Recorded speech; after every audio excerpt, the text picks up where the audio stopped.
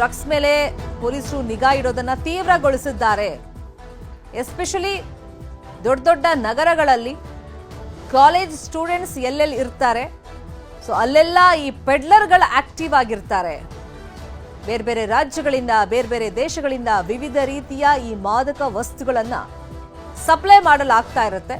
ಇಲ್ಲೂ ಅಷ್ಟೇ 2 ಕಡೆ ಪ್ರತ್ಯೇಕವಾಗಿ ದಾಳಿ ಮಾಡಿದಂತ ಸಂದರ್ಭದಲ್ಲಿ ಸುಮಾರು 5 ಕೋಟಿ ಮೌಲ್ಯದ ಡ್ರಗ್ಸ್ ಅನ್ನ ಸೀಸ್ ಮಾಡಿಕೊಂಡಿದ್ದಾರೆ. ಮತ್ತೆ ಈ 2 ಪ್ರಕರಣದಲ್ಲಿ 2 ಕಡೆ ದಾಳಿ ಮಾಡಿದಾಗ 2 ಪೆಡ್ಲರ್ಗಳನ್ನ ವಶಕ್ಕೆ ಪಡೆಯಲಾಗಿದೆ ಅಂತ ಹೇಳಿ ಮಾಹಿತಿ ಸಿಕ್ಕಿದೆ.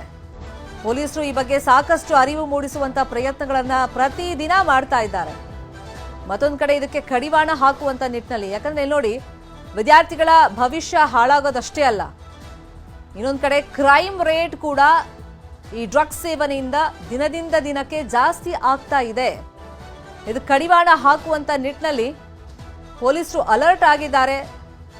ಬೆಂಗಳೂರಲ್ಲಿ ಅತಿ ದೊಡ್ಡ ಒಂದು ದಾಳಿ ನಡೆದಿದೆ, ಡ್ರಗ್ಸ್ ಸೀಸ್ ಮಾಡಲಾಗಿದೆ. 2 ಪ್ರಕರಣಗಳಲ್ಲಿ ಒಟ್ಟು 5 ಕೋಟಿ ಬೆಲೆ ಬಾಳುವಂತ ಡ್ರಗ್ಸ್ ಅನ್ನ ಸೀಸ್ ಮಾಡಲಾಗಿದೆ. 1.5 ಕೋಟಿ ಬೆಲೆ ಬಾಳುವಂತ MDMA ಪ್ರತ್ಯೇಕ ಕೇಸಲ್ಲಿ 2 ಸಿಸಿಬಿ ಅಧಿಕಾರಿಗಳು ಬಂಧಿಸಿದ್ದಾರೆ.